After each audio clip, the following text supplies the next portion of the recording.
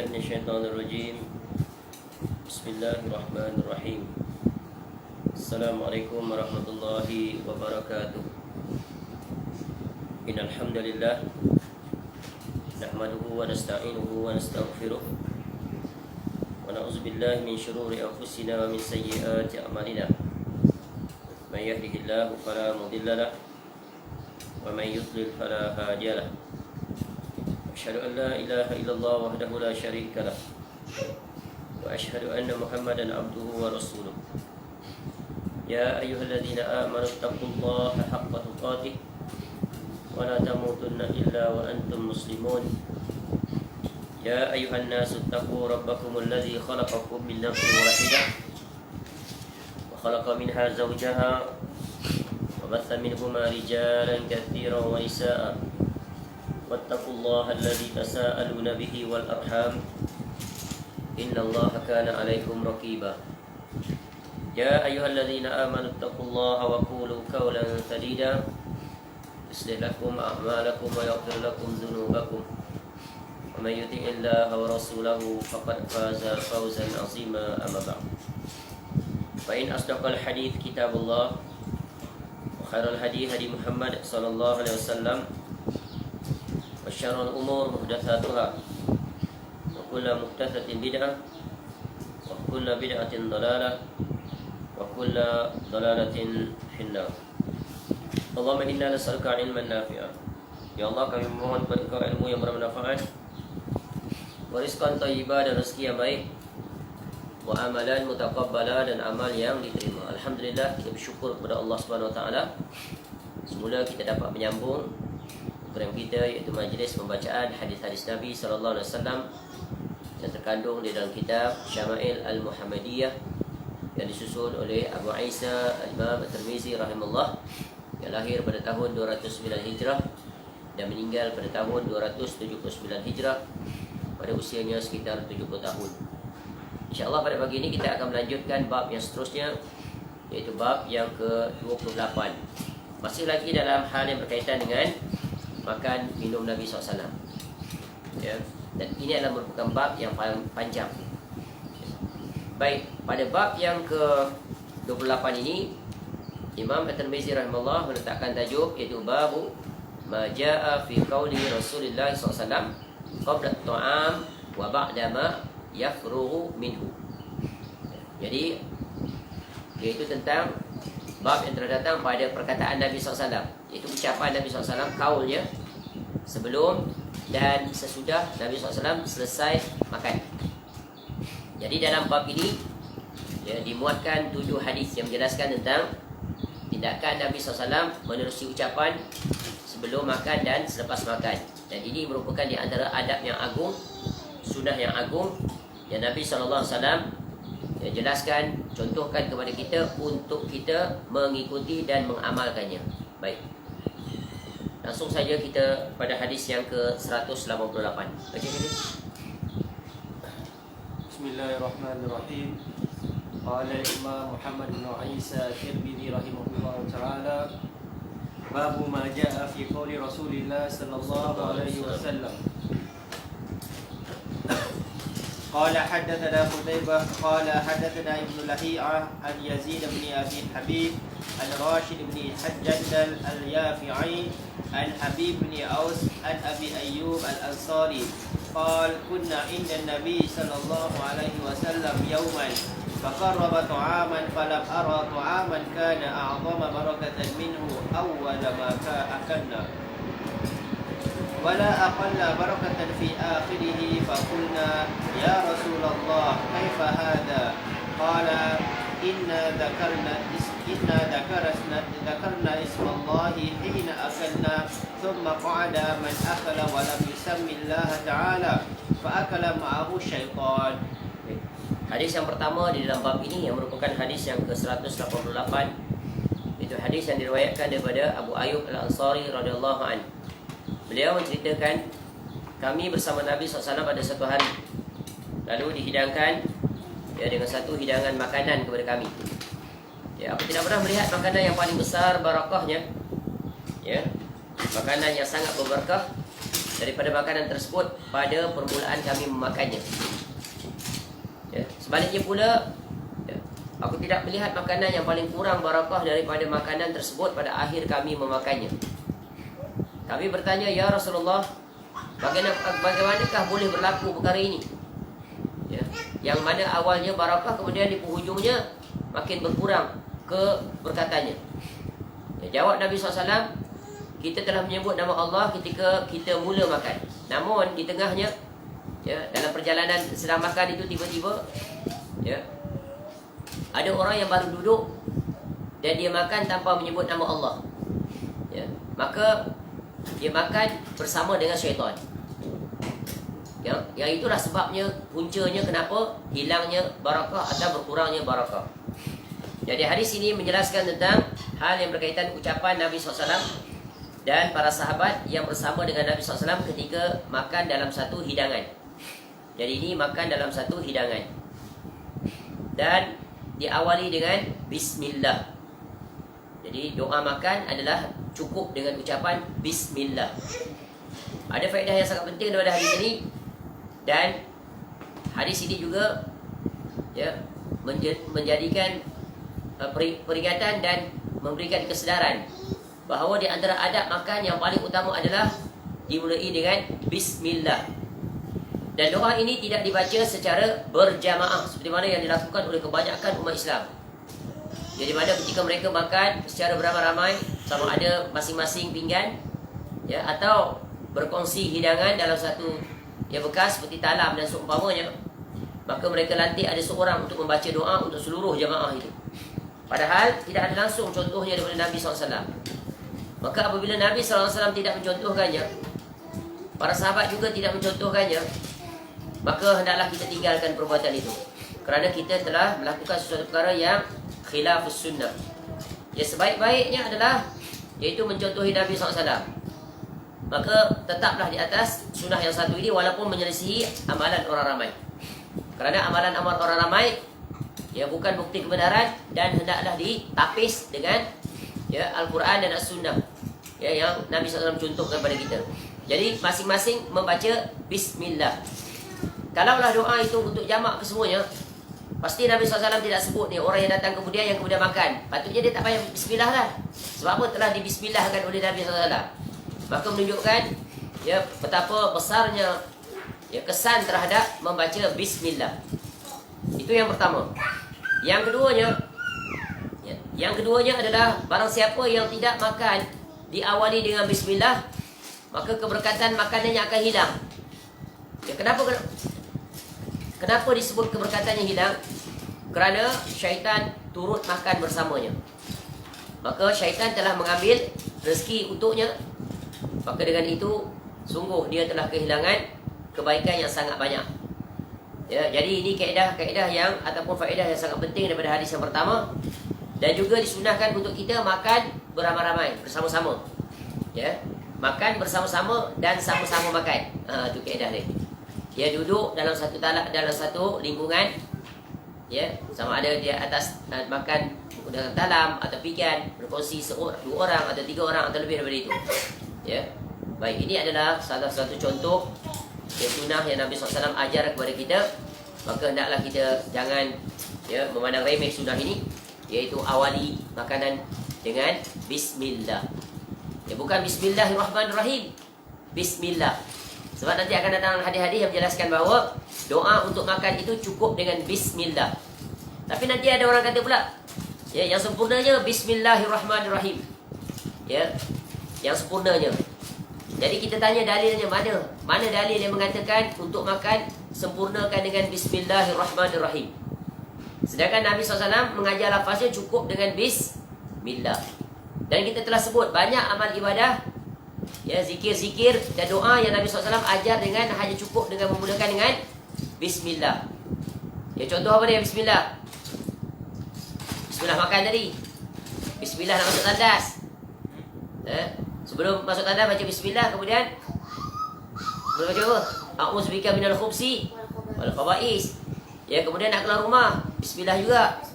Nak ruqyah diri sendiri, ya, Bismillah, Bismillah, Bismillah, a'udzu bi'izzatillahi wa qudratihi min syarri ma ajidu wa ahazir. Ya. Ada lagi tak lagi? Ada. Ya, nak masuk rumah. Ya, nak masuk rumah pun doanya bukan bismillahirrahmanirrahim. Nak masuk rumah bismillahi walajna. Ya, wa bismillah wa kharajna wa ala rabbina, ya, wa ala rabbina tawakkalna. Tu bismillah. Jadi tengok ni, Nabi SAW detail. Dalam bab ni kamu cukup bismillah je. Dalam bab ni kamu baca bismillahirrahmanirrahim. Sempurna. Sebab itu, ya, kita kena ingat kaedah yang paling agung adalah kaedah perintah Allah.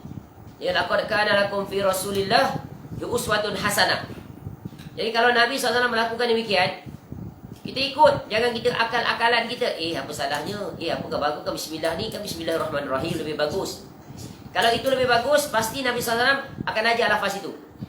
Ya, seolah-olah kamu mengatakan Nabi SAW tak tahu yang lafaz sempurna bismillahirrahmanirrahim, bukan bismillah.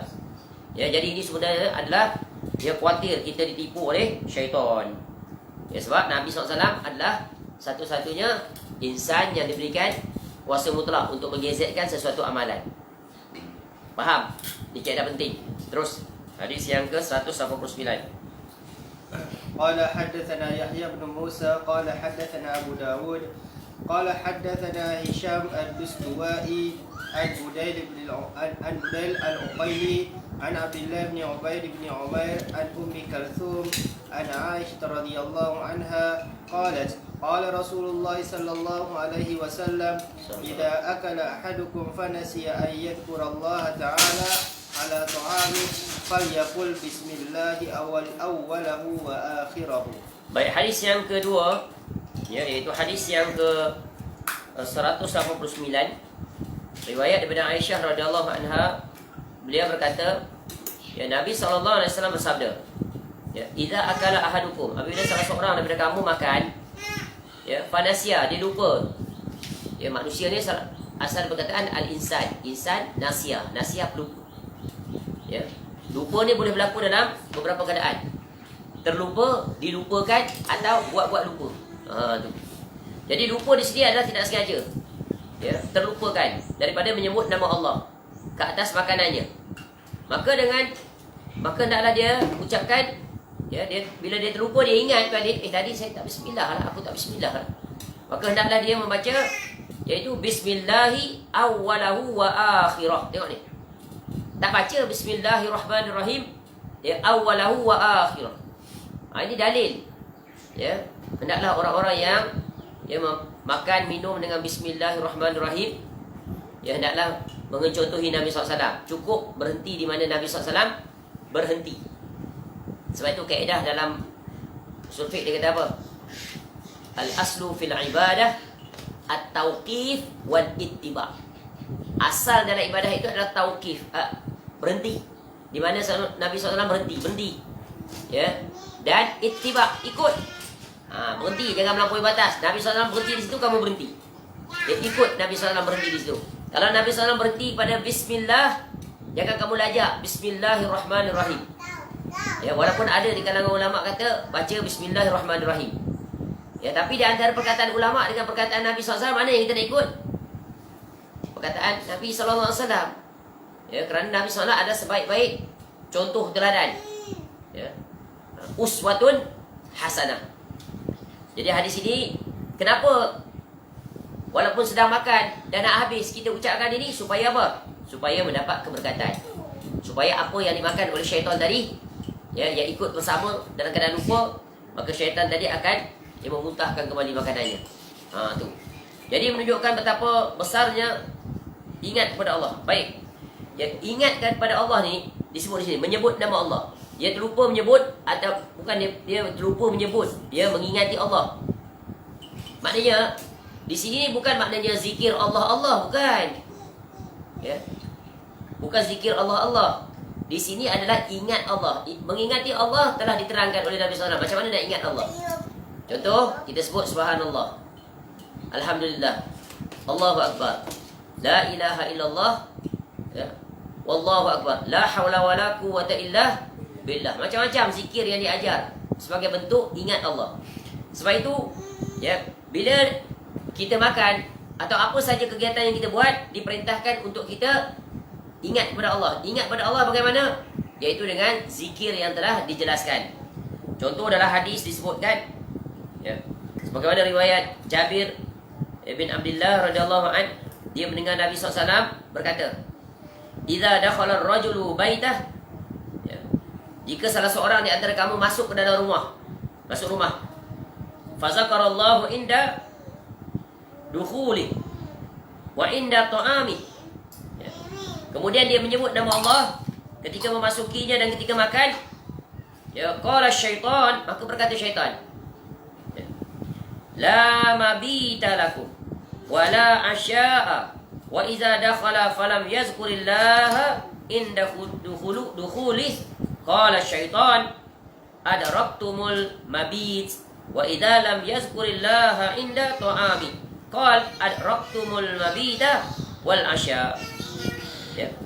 Jika seorang masuk, ya, keluar tadi, dia makan dan sebagainya, disebut nama Allah, maka syaitan pun berkata, tidak ada tempat bermalam untuk kamu dan tidak ada makan malam untuk kamu. Tu. Jika orang itu masuk dan tidak menyebut nama Allah ketika masuk, maka syaitan berkata, ya, kalian mendapat tempat bermalam.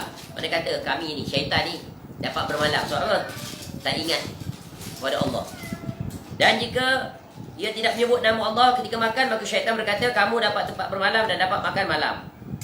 Jadi yang dimaksudkan ingat pada Allah ni, fazakarallah tu bukannya masuk rumah Allah Allah Allah Allah, makan Allah Allah Allah, bukan. Yang dimaksudkan ini adalah apa? Apa makna di sini? Bila masuk rumah ingat Allah, macam mana maksud dia? Bagi salam, Assalamualaikum warahmatullahi, tu ingat Allah. Kemudian baca Bismillahi walajna wa bismillah kharajna, kemudian wa ala rabbina wa tawakkalna, ya, dengan nama Allah kami masuk dan dengan nama Allah kami keluar, dan hanya kepada Rabbmu kami bertawakal. Itu maksudnya ingat pada Allah. Begitu juga bila kita nak keluar rumah nanti, bismillah tawakkaltu ala Allah wala haula wala quwwata illa tu ingat ni. Jadi tengok zikir tadi dia sebut apa? Ini contoh di mana zikir yang dibaca bismillah tapi tak disempurnakan ar-Rahman ar-Rahim. Sama? Ya.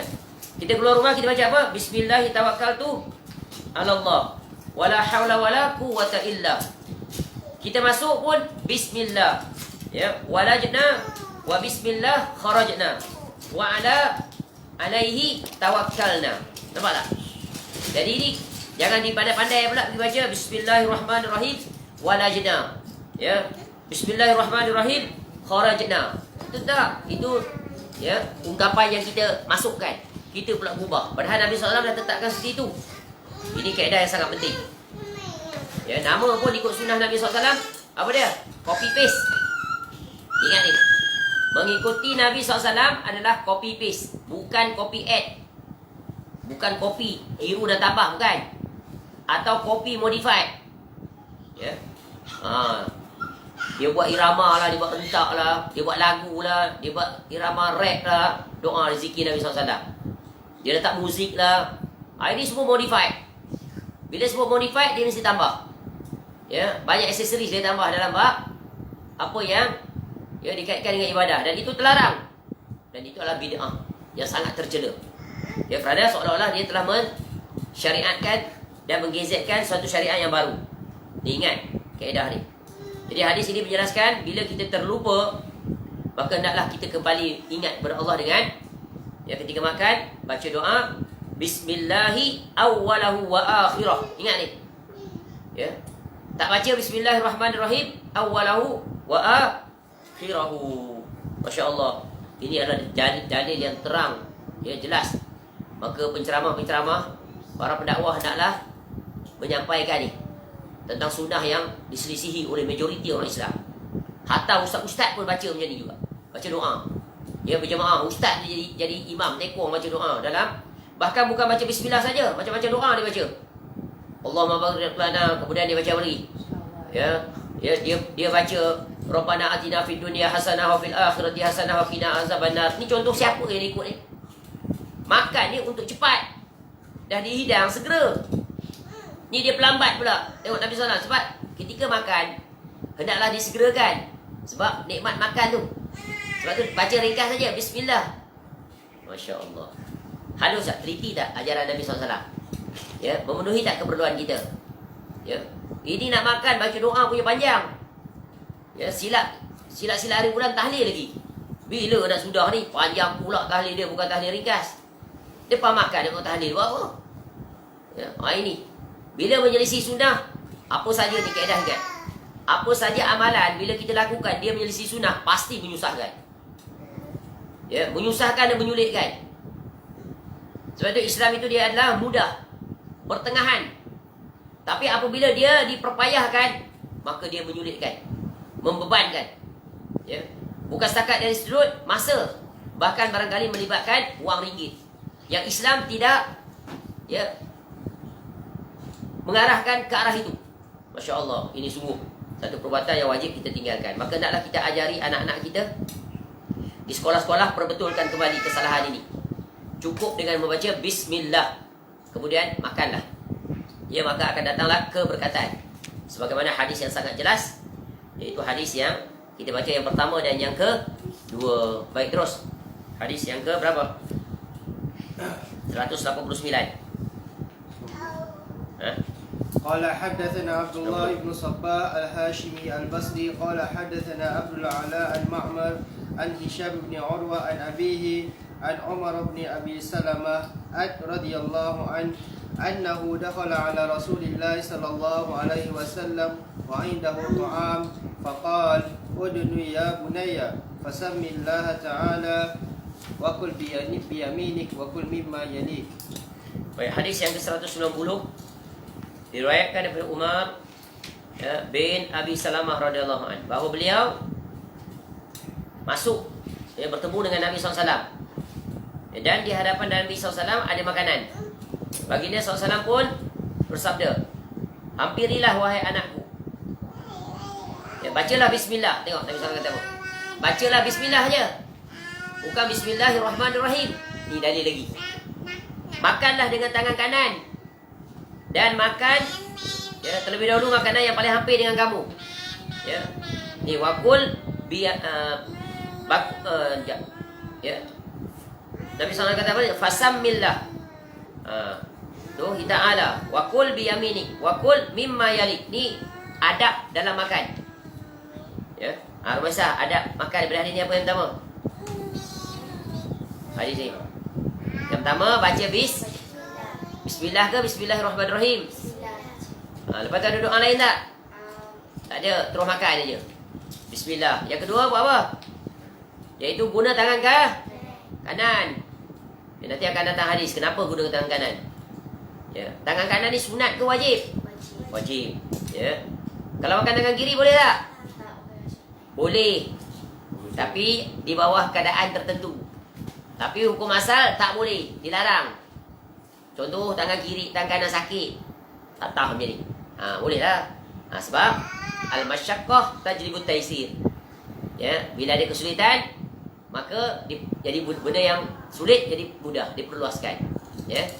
Itu darurat. Ni kalau sihat-sihat boleh tak makan tangan kiri? Tak boleh. Minum tangan kiri, guna tangan kiri, tak boleh. Wajib hukum dia. Ajar anak sejak daripada kecil. Tengok anak kecil umur 3-4 tahun makan, pegang tangan kiri, kanan. Ajar dia begitu. Dan makan yang lebih dahulu, makan yang dekat, makan ambil yang dekat. Jadi hadis ini beberapa faedah. Yang pertama, disunahkan untuk kita menjemput orang makan bersama kita. Kan? Macam kita lah bawa bekal dekat sekolah. Kita bekal bawa nasi goreng. Tengok kawan semua tak makan. Ajak dia dari sini, baik kita makan dulu. Ada keberkatan betul kan? Baca bismillah, insya-Allah cukup untuk 2 orang. Ajak kawan. Ataupun kawan makan masing-masing seorang-seorang. Memang kita berkumpul sama-sama, kita makan, boleh share. Kau lauk apa? Ayam goreng. Kau telur goreng. Kau ikan masin.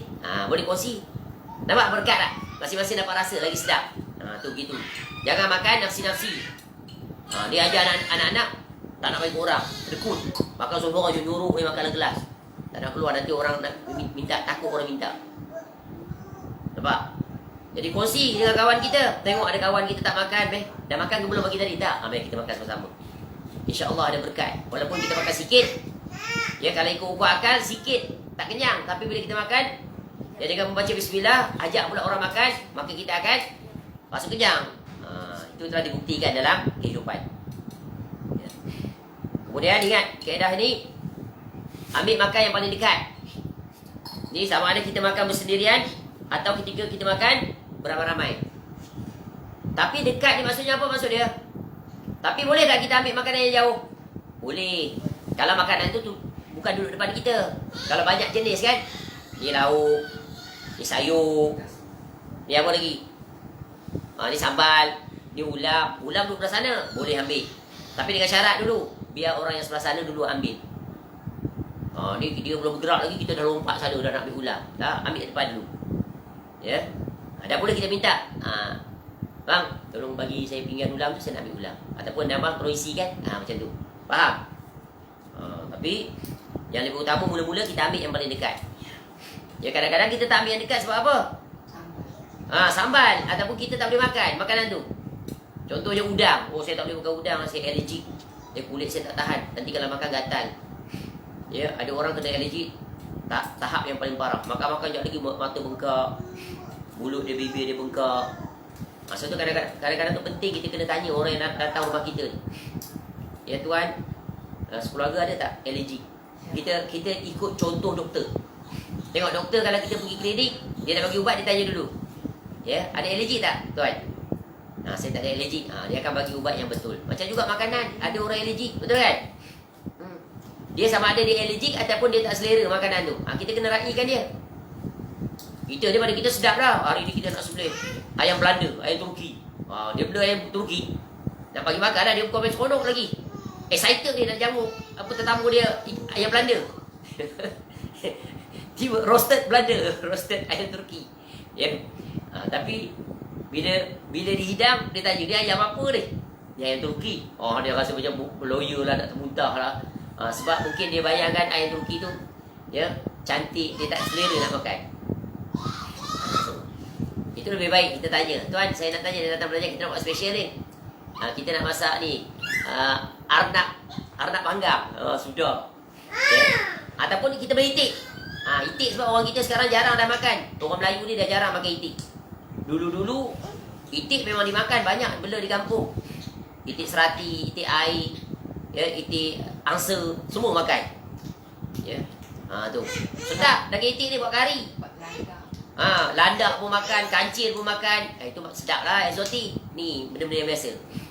Ada setengah yang suka makan itik ni orang Cina. Orang Cina dia suka makan itik. Itik dia sedap sebab dia liat. Cuma kadang bau dia tak tahan. Sebab tak biasa. Dia macam orang sekarang. Kalau anak-anak sekarang, ayam kampung dia tak berselera. Tapi kalau yang daging selera sebab lidah dia tu dah terbiasa dengan tu. Faham? Tapi kita ajar diri kita jangan cerewet. Bila orang hidangkan, apa saja makan dia.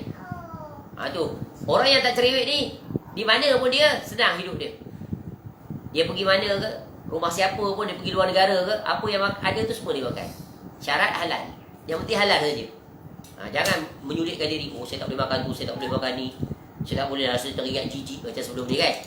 Salah seorang sahabat Nabi SAW tu tak nak makan ayam. Sebab apa? Dia tengok ayam tu makan benda yang jijik. Dia duk fikir tu. Dia tashbih ayam tu.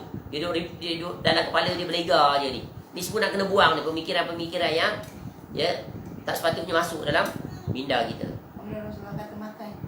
Nabi SAW sebab apa? Sahabat kata sebab aku lihat Rasulullah SAW makan. Tengok para sahabat ketika nak memerintahkan para sahabat ni datangkan dalil.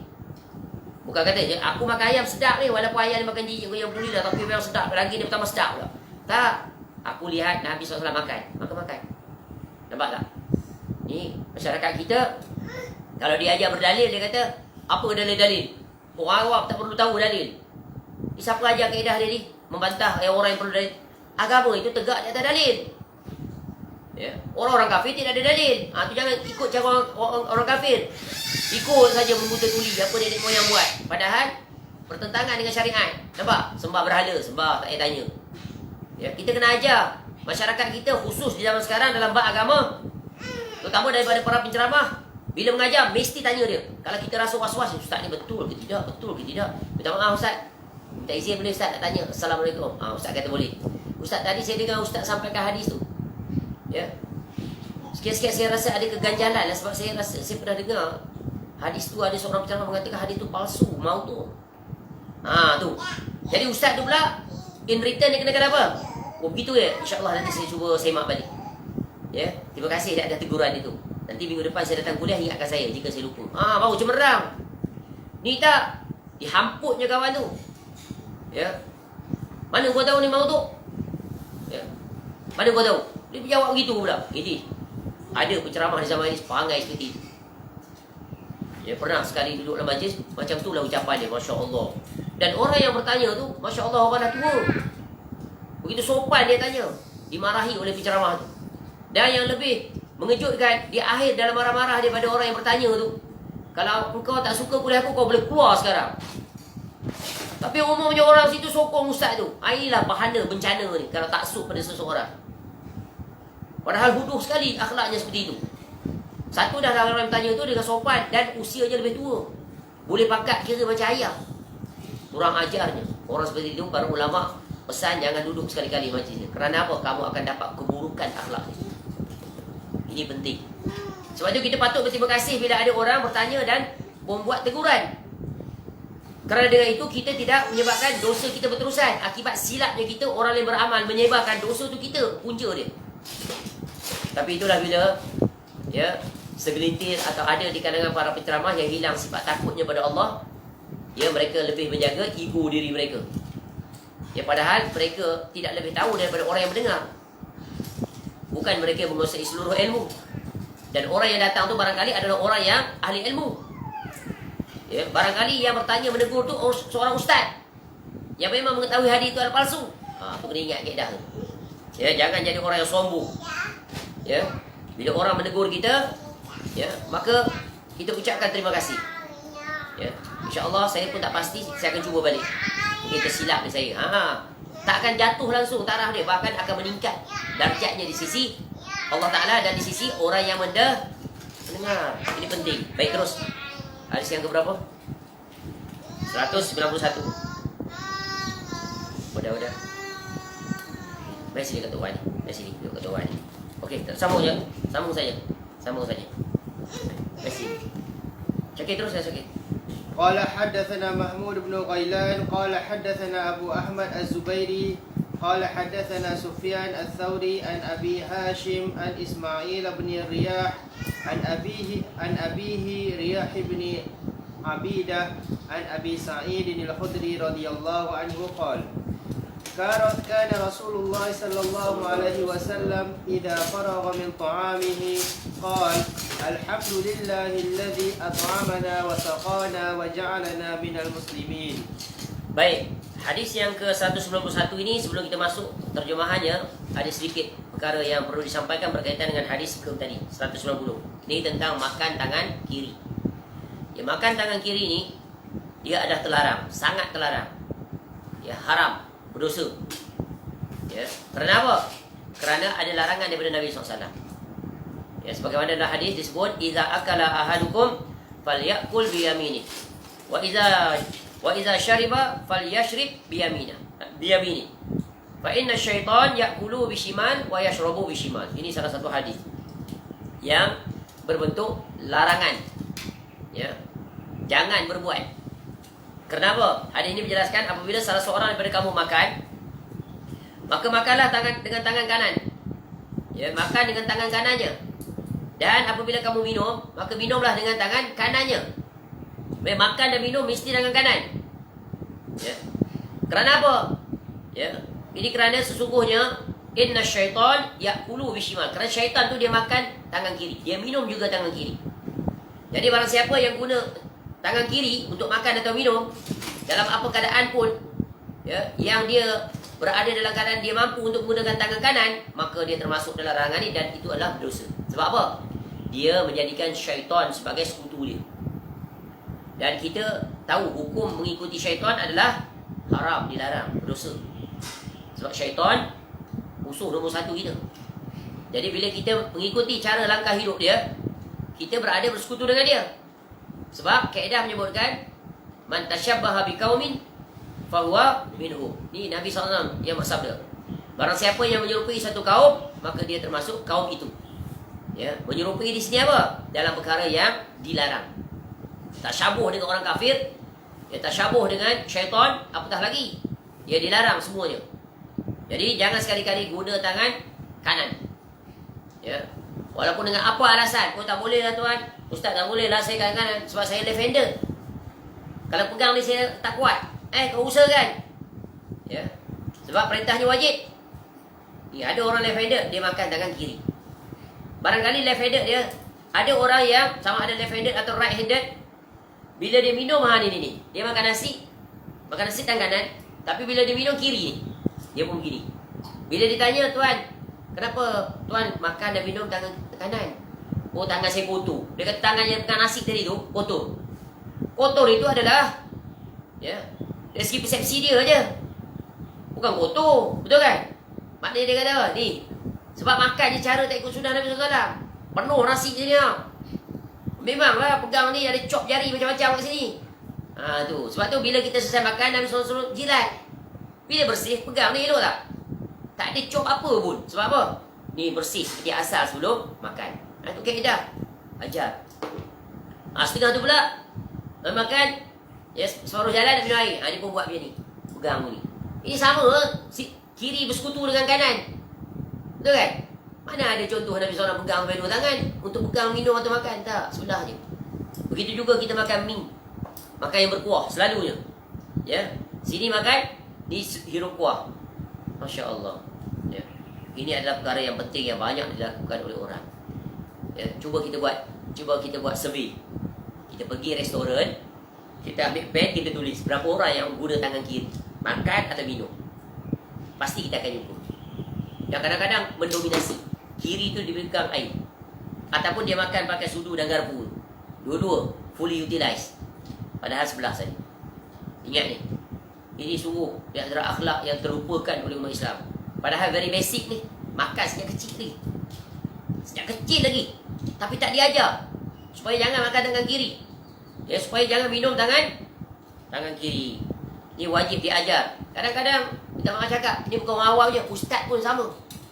Kadang-kadang kita duduk tengok kuliah, dia minum air ke kiri dia. Masya Allah. Nampak tak? Padahal this is very basic akhlak dalam Islam. Ya, betapa menyedihkannya umat Islam. Sunnah yang asasi dalam diri mereka pun mereka tak mengetahui dan tak laksanakan. Sebab itulah kita kena memasukkan kurikulum dalam pendidikan sekolah dan sebagainya yang kita sebut sebelum ni, iaitu tentang zikir-zikir dan doa-doa, ya, untuk mengatur hidup kita sehari-hari. Ambil buku Hisnul Muslim tu, jadikan kurikulum sekolah. Masukkan di situ, wajibkan. Ya, ini tak kita memasukkan sesuatu yang tidak ada dalam Hisnul Muslim, tidak ada dalam azkar. Doa berapa ramai? Sebelum makan pun doa ramai, lepas makan pun doa ramai. Masya Allah. Ya, bukan hanya di sekolah dia ajar doa seperti itu, berapa ramai. Di masjid pun macam tu juga. Lepas kuliah makan, ustaz tolong doa. Minta maaf lah, saya tak baca doa. Doanya masing-masing. Tengok semacam je ustaz. Sekejap lagi kena terminate dah ni. Apa ni? Sekejap lagi dia bagi gelaran ni. Ni ustaz ni Wahabi. Tak baca doa. Masya Allah. Kau bukan tuduh ustaz tu, tuduh Nabi SAW. Orang kita sampai tahap tu. Sebab apa? Tu ustaz semua baca untuk guru pun baca. Ustaz ni pelik ni, ustaz ni. Kaum muda ni. Dia bagi kaum muda. Ya, ustaz pun dah tua, bagi muda pun lagi. Hairan manusia ni. Sebab apa? Jauhnya kita daripada Islam yang benar. Ya. Masya Allah. Kalau kita baca kitab-kitab Al-Azkar, baca kitab Hisnul Muslim, kita jumpa semuanya. Ni contoh ni dalam ni. Syama'il Muhammadiyah ni, baca. Tengok apa kata Nabi SAW. Baca bismillah, guna tangan kanan, jangan pakai tangan kiri. Ya. Baca doa secara sendiri-sendiri. Tu. Ya, bukan doa bersama-sama, sama-sama berdoa. Beza. Ya, masing-masing berdoa. Ini dalil yang sangat jelas ni. Ya, seperti matahari di siang hari. Apa lagi nak datang dalil? Syubhat apa lagi yang kamu nak bawa? Wahai orang yang beramal dengan amalan-amalan menyisi sunnah Nabi SAW. Ya, cukup ni hadis dalam Syama'il Muhammadiyah. Padahal hadis banyak lagi. Ya, tentang bab yang berkaitan dengan baca doa, ya, sendiri. Cuba kita lihat lafaz-lafaz doa Nabi SAW tu mufrad. Bukan jamak macam zikir lepas solat tu. Mufrad menunjukkan apa? Baca sendiri-sendiri, betul kan? Ya. Nabi SAW tak zikir lepas solat, Allahumma ajirna minan nar, ajirni. Allahumma antas salam wa minkas salam dan seterusnya. Ya, astaghfirullah. Astag ke nastag? Astag, aku. Allah memajir ni. Allah ma'ajirni, ni itu aku. Allah memajir ni. Bukan Allah ma'ajirna. Ya. Tengok doa pagi petang, zikir pagi petang. Allah ma'afini fi badani, Allah ma'afini fi sam'i. Tu menunjukkan masing-masing. Ya, tapi kita pergi jamak semua. Jadi pemalas kita. Ya. Wakilkan imam je lah, imam baca. Dah masuklah kita jamak sekali. Doa tu. Ya, macam doa. Doa sendiri. Sebab setiap orang memiliki permohonan yang berbeza untuk dengan Allah, betul kan?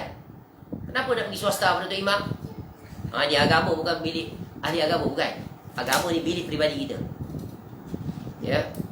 Tapi hari ini mengangkat ya tokoh-tokoh agama sebagai untuk mewakili kita.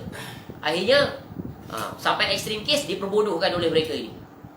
Ya, ahli agama yang mengambil kesempatan di atas kebodohan pengikutnya. Maka jadilah kerosakan demi kerosakan. Itulah pelbagai timbulnya ya kelompok-kelompok sesat memanipulasi murid-muridnya yang diperbodohkan oleh dia. Sebab itu agama tu tegak dengan dalil. Kita kena ajar masyarakat ni. Apa saja nak buat, ingat firman Allah, "Qul hatu burhanakum in kuntum shadiqin." Ya, katakan jika kamu benar, datangkan dalil, datangkan bukti, burhan. Tu dalil yang jelas. Sebab agama dia tegak bukan atas zon, bukan atas ikut-ikutan.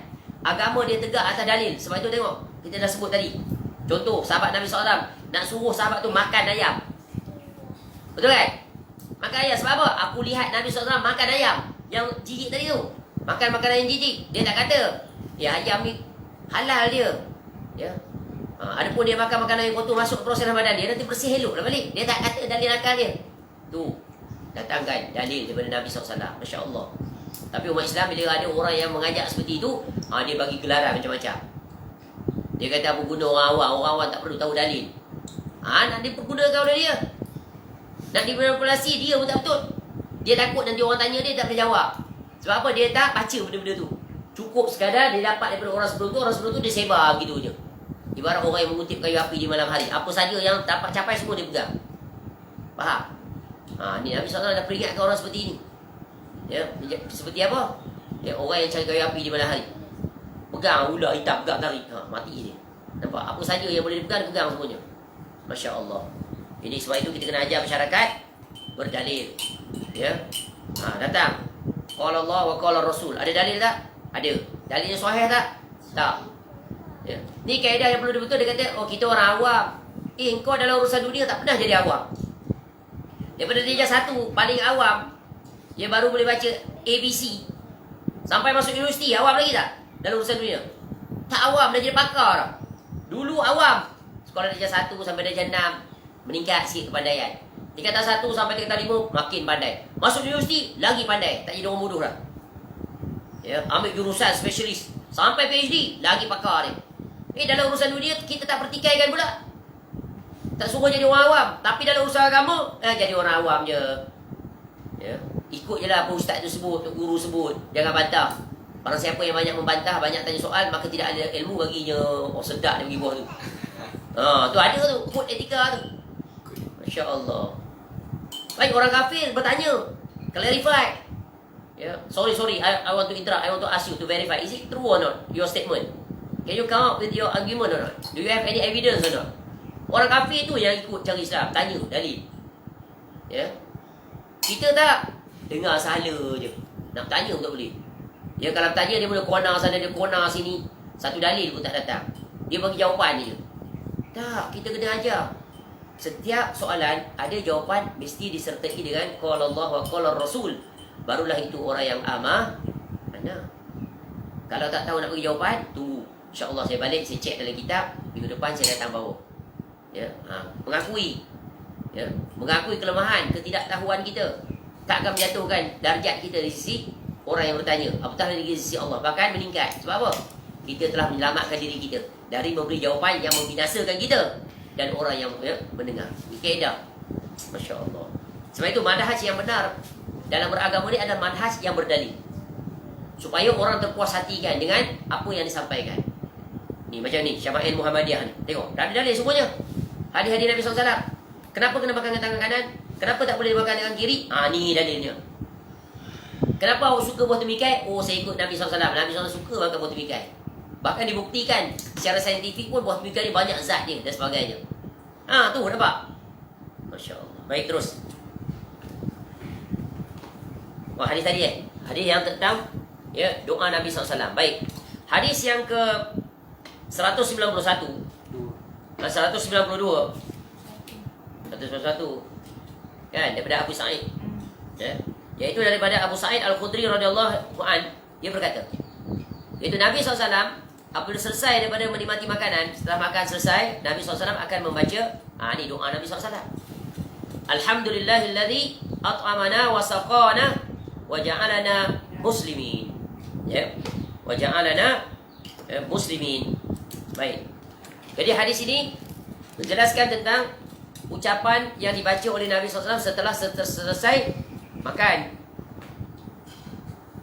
Okey, baca yang seterusnya sama sebab dia ada dua doa bentuk. قال حدثنا محمد بن بشار قال حدثنا يحيى بن سعيد قال حدثنا ثور بن يزيد عن خالد بن معدان عن أبي أمامة رضي الله عنه قال كان رسول الله صلى الله عليه وسلم إذا رفعت المائدة من بين يديه يقول الحمد لله حمدا كثيرا طيبا مباركا فيه غير مودع ولا مستغنى عنه ربنا. Baik, hadis yang ke 192 semakna dengan hadis tadi tentang berdoa. Diriwayatkan daripada Abu Umamah radhiyallahu an, beliau menceritakan Rasulullah SAW apabila selesai makan, maka dia angkat hidangan daripada hadapannya. Kemudian Nabi SAW akan membaca Alhamdulillah hamdan katsiran tayyiban mubarakan fi ghaira muwadda' wala mustaghnan anhu rabbana. Segala puji milik Allah, pujian yang banyak, yang baik atau bersih, yang diberkati padanya, yang tidak ditinggalkan dan tidak dapat lari daripadanya. Wahai Tuhan kami. Jadi dua hadis ini menjelaskan beberapa faedah. Ini etika dalam hal yang berkaitan dengan sesudah makan. Hadis yang sebelum tu, hadis 191 menjelaskan doa Nabi SAW. Apabila selesai makan, dah habis pun Nabi SAW akan baca doa Alhamdulillah, puji bagi Allah yang telah mengurniakan kepada kami makan. Nikmat makan, nikmat yang sangat besar, nikmat hidup ni, nikmat yang paling asasi, nikmat yang paling utama apa? Ada makan. Sebab itu 3 nikmat kalau ada pada seseorang, seolah-olah dunia dihimpunkan padanya. Apa dia? Ingat lagi tak hadis tu? Man asbaha minkum aminan mu'afan dan seterusnya. Barang siapa yang berpagi-pagi dalam keadaan sihat tubuh badan dia, ada makanan pada hari itu dan aman pada hari itu, aman pada dirinya, keluarganya dan sebagainya, seolah-olah dunia dihimpunkan untuknya. Nabi SAW tak sebut makanan apa, sedap atau tidak, sikit atau banyak, tapi ada makanan. Bangun pagi ada makanan. Apa ada? Buah kurma sebiji, air kosong, sky juice satu. Ada tak makanan? Nikmat tak? Nikmat kerana dapat dirasa di lisan. Tu dapat dirasa di lisan. Ada makanan. Alhamdulillah ya Allah yang telah memberikan aku nikmat.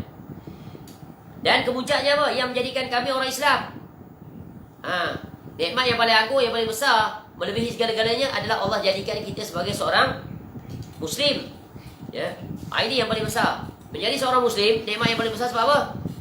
Sebab nanti di akhirat masuk syurga. Walaupun di dunia amal sedikit, walaupun di dunia melakukan maksiat, dengan satu syarat saja, jangan buat syirkun akbar. Jaminan negeri akhirat masuk syurga. Sebab syurga hanya untuk orang yang beriman. Baik. Jadi hadis yang kedua pula menjelaskan tentang Nabi SAW bila selesai makan, habis makan, barulah hidangan diangkat. Tu. Jangan orang tengah makan, diangkat dah pigai. Tak habis lagi, dah angkat dah cepat-cepat. Sebab apa? Kedai nak tutup nanti. Nanti. Jadi bila dah selesai, ni faedah tambahan. Bila kita selesai makan, maka kita hendaklah kemaskan tempat makan kita. Kalau di rumah memanglah makruf, tapi ini tambahan. Bila kita makan di tempat-tempat awam, contoh kita makan di restoran, kedai. Bila kita dah selesai makan, maka kita kumpulkan semua pinggan-pinggan. Pinggan kita, pinggan isteri, pinggan anak-anak, kumpul setempat. Tingkatkan dia. Makanan lebihan, tulang-tulang dan sebagainya, Yang tak boleh dimakan tu letak di atas, tisu dan sebagainya. Letak di tempat. Cawan-cawan yang banyak tadi tu kumpul juga setempat. Mana-mana makanan yang jatuh, yang tak boleh kita makan, ambil. Letak. Jadi bila kita bangun meninggalkan meja itu, maka meja tu dah separa kemas. Dan ini akan memudahkan pekerja-pekerja di restoran itu untuk langsung angkat dan bawa saja ke dapur untuk dibasuh. Kan ini kita termasuk dalam amalan yang dicintai oleh Allah. Betul kan? 3. Memasukkan kegembiraan pada pekerja dia. Seronok dia tengok, kalau ada lah semua orang macam ni, senang kerja aku. Yang kedua, mengangkat kesulitan. Dia dah bekerja daripada tadi shift pagi, shift pukul 3 petang sampai pukul 11. Waktu malam lepas maghrib pula banyak orang datang makan. Terkejar-kejar dia. Dia tambah pula dapat pelanggan yang tak senonoh. Bukan setakat pinggannya berselerak atas meja, kerusi pun tengah langgang bila dia keluar meninggalkan restoran tersebut. Satu terjatuh, satu sana, satu sini, simpang siu. Ada orang jenis macam ni. Dia huduh perangai. Tak berakhlak. Tak berakhlak dalam bab makan. Kasar. Tak fikir orang lain. Dia fikir apa? I'm king, customer always right. Remember, we pay your salary, you know. Tu kasar bahasa. Tu dia memandang rendah tu, pelayan-pelayan tu. Macam hamba dia je, tu bahasa kasar. Tu dia buat. Kita kan dah bayar dia. Masya Allah. Islam ajar akhlak yang sangat menakjubkan, halus. Kita telah mengangkat kesulitan dia, memasukkan kegembiraan. Dan dia pula telah mengusir rasa lapar pada kita, betul kan? Hidang makanan. Ini orang tu bawa menu. Makanan apa ada ni? Punya kasar. Orang tanya di makanan ada. Menu mana menu? Tanya lu kawan tu dah letih. Muka pun dah usaha pula. Kau pergi tambah pula dengan bahasa kasar. Belum lembut.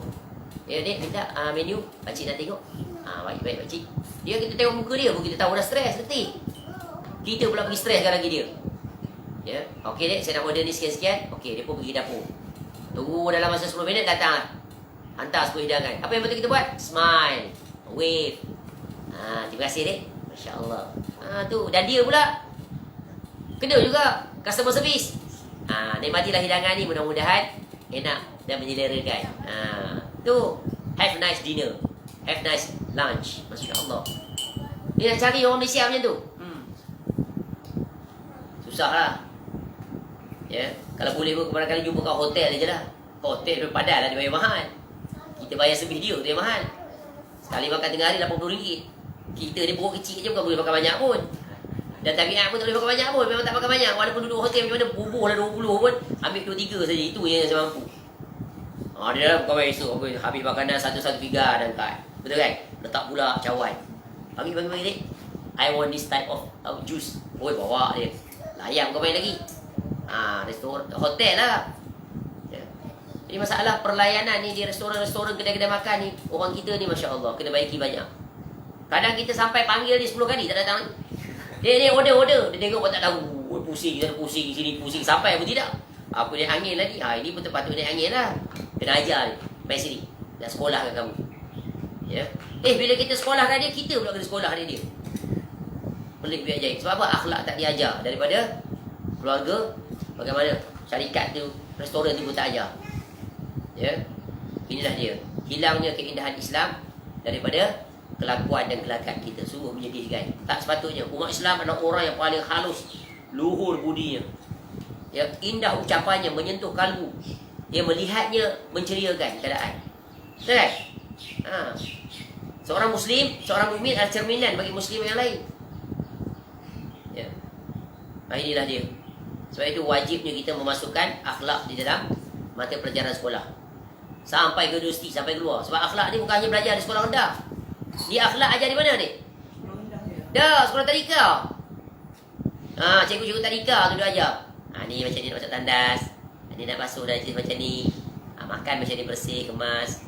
Masuk sekolah satu, jah 1, jah 2. Tak ada dah. Hanya cakap je lah. Sebab kelemahan sistem ni, pendidikan ni, dia hanya mengajar, dia tidak mendidik. Elemen tarbiyah tu tidak ada. Pandai-pandai kamu lah. Kita bagi contoh. Orang sekolah agama, walaupun duduk di asrama, solat jemaah tak jaga. Solat di bilik. Patutnya setiap lepas maghrib, solat tu isyak wajib berjemaah. Waktu tu ada kuliah, duduk semuanya.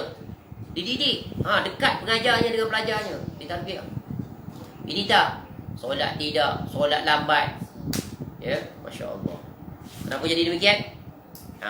Sebab tu nak hantar anak-anak cari tempat yang bukan hanya ajar ilmu, tapi ajar akhlak, ajar adab, ajar praktikal dia. Ya, kalau hanya secara teori on paper A semua straight, tapi akhlak fail. Apa faedahnya A straight tapi akhlaknya fail? Ya. Lebih baik orang yang akhlaknya A, ya, akademinya fail, itu lebih baik. Ya. Bila A straight akhlaknya fail, nanti bila bekerja rasuah, menipu, ya, pemalas, dengki, sombong, kemudian bersifat kebendaan, agama jauh. Ini parah. Parah. Hidupnya hanya untuk dunia semata-mata. Pora-pora begitu. Ya, tak jaga aurat, tak jaga pergaulan. Ya, Masya Allah. Berlaku tak pada zaman sekarang? Berluasa. Baik, terus dari sini. قال حدثنا أبو بكر محمد بن أبان قال حدثنا وكيع عن هشام الدستوائي عن بديل بن ميسر عن عقيلي عن عبد الله بن عبيد بن عمير عن أم كلثوم عن عائشة رضي الله عنها قالت كان النبي صلى الله عليه وسلم يأكل الطعام في 6 من أصحابه فجاءه أعربي فأكله بلقمتين فقال رسول الله صلى الله عليه وسلم لو سمى لكفاكم. Baik, hadis yang ke-193 riwayat daripada Aisyah radhiyallahu anha. Ya, Nabi SAW makan bersama 6 orang sahabatnya. Kemudian datang seorang Arabi, orang Arab daripada pendalaman. Arab daripada pendalaman ni panggil apa? Arab Badui. Arabi. Dan turut menikmati makanan tersebut dengan 2 suapan. Yang ada makan 2 kali. Lalu Rasulullah SAW berkata, jika dia membaca bismillah, niscaya makanan ini akan cukup untuk kamu semua. Hilang keberkatan sebab kesalahan seorang. Nampak tak? Penting tak ni? Bismillah. Sebab tu kadang-kadang tanya, Faruk dah bismillah ke belum? Kalau Faruk tak bismillah, alamatnya hilanglah keberkatan. Ya. Ini penting ni. Ya. Walaupun dia budak kecil, dia budak kecil juga memberikan kesan. Ya. Sebab itu anak-anak kecil kena diajar bismillah. Bila dia dah pandai cakap, kena ajar bismillah, baru bagi dia makan. Jangan main ambil mulut dia je. Dia duduk dalam majlis kita, hilang keberkatan. Ya. Ada dalil tak? Ini orang tua, budak kecil pun ada. Tengok dalam hadis ni daripada Huzaifah radhiyallahu anhu. Kita baca terjemahannya. Ya. Kunna idza hadarna ma'an nabiy sallallahu alaihi wasallam ta'aman. Ya. Ila akhir hadis. Ya, dari Huzaifah radhiyallahu anhu, jika kami sedang makan bersama Nabi SAW, maka kami tidak meletakkan tangan-tangan kami pada makanan tersebut sebelum Nabi SAW meletakkan tangannya pada makanan tersebut. Maknanya bila duduk dengan Nabi SAW, Nabi SAW dulu makan. Para sahabat tunggu sampai mula, barulah para sahabat ikut. Ini adab yang tinggi. Ya, ketika kita duduk dalam majlis bersama orang tua, kedua ibu bapa di meja makan, atau ada guru-guru kita, cikgu sekolah, ataupun ustaz-ustaz kita, dia makan dulu. Dia pegang ambil, barulah kita mula. Ya. Suatu saat, satu ketika kami sedang makan bersama Nabi SAW, tiba-tiba ada anak perempuan kecil datang. Dia budak kecil. Ya, seakan-akan anak itu dikendalikan oleh satu, segera meletakkan tangannya pada makanan yang dihidang. Dia datang, dia pernah makan. Lalu Nabi SAW pegang tangannya. Maka Rasulullah SAW memegang tangannya. Kemudian datang pula seorang Arab Badui. Seakan-akan ia juga dikendalikan. Lalu Rasulullah SAW juga pegang tangan dia. Halang, tak boleh makan. Ya, kemudian Rasulullah SAW bersabda, sesungguhnya syaitan dia akan ikut makan makanan yang tidak disebut nama Allah padanya. Maknanya 2 orang datang dah tergesa-gesa, terus nak makan dia. Bismillah pun tidak. Sebab apa? Kesan dia besar. Hilang keberkatan. Ya. Dan syaitan datang bersama anak perempuan kecil tadi untuk dapat ikut makan sekali. Sehingga aku memegang tangan anak perempuan kecil itu. Nabi SAW, Allah bagi tahu, Allah wahyukan ni, budak ni datang, syaitan bersama dia. Ya, nak ganggu majlis kamu, nak kurangkan keberkatan makanan. Sebab nanti budak kecil tu tak akan baca bismillah. Jadi akan beri pengaruh. Yang juga Arabi tadi. Ya. Dan syaitan datang bersama Arab Badui itu untuk ikut makan. Sehingga aku pun pegang tangan dia. Demi Rabb yang jiwaku ada di tangannya. Sesungguhnya tangan syaitan itu aku pegang bersama dengan tangan anak perempuan kecil itu. Dan dia pegang tangan syaitan sekali. Tapi tak nampak lah. Ini keistimewaan Nabi SAW yang Allah kurniakan pada Nabi SAW. Jadi ingat ni penting. Ajar anak bismillah. Di atas meja makan sebelum mula, sebut satu-satu. Ingat bismillah dulu sebelum makan. Jangan asal nak ngap je. Sebab kesannya ya besar, hilang keberkatan. Makan banyak tapi tak berkat. Itulah nak buat ibadah pun malas. Ya, susah nak baca kitab pun tak rajin. Tapi buat maksiat cepat aja dia. Duduk seorang, tengok sana, tengok sini, hilang takut. Bila hilang keberkatan, ya salah satu perkara yang paling takut, Allah buang sifat takut pada Allah. Melambat-lambatkan solat pun rasa tak apa-apa. Kitab banyak tak baca pun tak apa-apa. Habis masa, dia boleh mati. Habis masa dia boleh mati, dia seronok pula ke arah maksiat. Ke arah taat tak seronok, baca Quran malas, nak berzikir malas, macam-macam semua malas, semua datang alasan. Nak solat sunat, qabliyah, ba'diyah malas. Nak baca zikir pagi petang malas. Padahal dia tahu dah semua tu. Belajar sejak dia kecil. Sebab apa? Salah satu punca ni, makan. Jangan anggap kecil ni benda ni. Ya, there is no small matter. Ya, small thing matters. Ingat, tak ada benda yang kecil. Ya. Sebab itulah Nabi SAW sebut apa? Tentang benda kecil. Jangan kamu remehkan perbuatan kecil. Betul kan?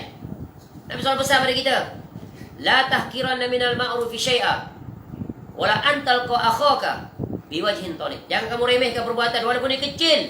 Kecil aja, small matter aja. Banyak orang sekarang small matter, sunat je, sunat tak buat tak apa. Ya, tak buat tak dapat pahala, dosa pun tak dapat. 50-50, safe, survive, I'm still survive. Yang penting buat yang wajib. Sedap akal dia. Tu akal syaitan orang suri. Ya. Kita dah kata small thing matters. Nanti di negeri akhirat, sikit zarah pun kita sangat berhajat. Sebab yang itu dah cukup kan markah. Macam kita lah periksa. Dapat markah 99.99. Tak sampai 99.9. Kawan seorang lagi 100. Bezanya only 0.1. Tu dapat nombor 1 siapa? Dapat best student siapa? Yang 100 tadi. Padahal dia 99.9. Macam orang berlari itu 100 meter. Beza dia hanya berapa? 9.9 saat. Satu lagi 9.8 saat. Siapa dapat gold medal? 9.8 saat. Lagi cepat dia. Nampak tak? Only 0.0 second. Kalau orang boleh berfikir dengan cara begitulah, ada loginya, pasti dia takkan remehkan amalan. Apa saja amalan yang Allah perintahkan, apa saja sunnah-sunnah Nabi SAW, dia akan cari jalan untuk berusaha melakukannya. Kecuali memang luar kemampuan dia, saya tak mampu, itu lain. Ingat ni kaedah penting. Ya. Jadi keberkatan, tengok faedahnya Nabi SAW makan beramai-ramai. 6 orang sahabat makan bersama. Tengok Nabi SAW cukup jaga ni, jangan hilang keberkatan dalam bab makan. Ya, sampai Nabi SAW sebut dalam tadi tu, pegang tangan. Hadis ni pula apa? Iaitu ya, hilang keberkatan sebab apa? Lelaki tadi datang, dia langsung makan tanpa baca bismillah. Baik, selesai. Dan hadis yang terakhir, hadis 194. قال حدثنا هنان ومحمود بن غيلان قال حدثنا أبو أسامة عن زكريا بن أبي زائدة عن سعيد بن أبي بردة عن أنس بن مالك رضي الله عنه قال قال رسول الله صلى الله عليه وسلم إن الله لا يرضى عن العبد أن يأكل الأكل أو يشرب الشرب فيحمده عليها. Hadis diriwayatkan daripada Anas bin Malik radhiyallahu anhu, dia berkata, Rasulullah SAW bersabda, sesungguhnya Allah meridai seorang hamba yang apabila makan satu makanan atau minum satu minuman, dia bertasbih memuji Allah Ta'ala atas makanan atau minuman yang dimakannya itu. Ini pujian pada Allah. Alhamdulillah. Betul kan? Paling minimal lah kalau tak hafal doa. Ya, Alhamdulillah. Tapi takkan tak boleh hafal. Kita makan tiap hari. Ya, pagi, tengah hari, petang. Ya, morning, breakfast. Nanti sekejap lagi 10.30 tea time. Sekejap lagi afternoon lunch time. Nanti pukul 3 tea time.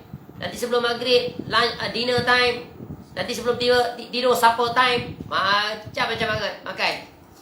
Ya, Malaysia ni menakjubkan, makan 24 jam. Ya, tu ada restoran 24 hours 7 days. 24/7. Ya, kedai makan. Itu yang orang Malaysia ni banyak obes. Makan tak berhenti. Tak ikut aturan waktu.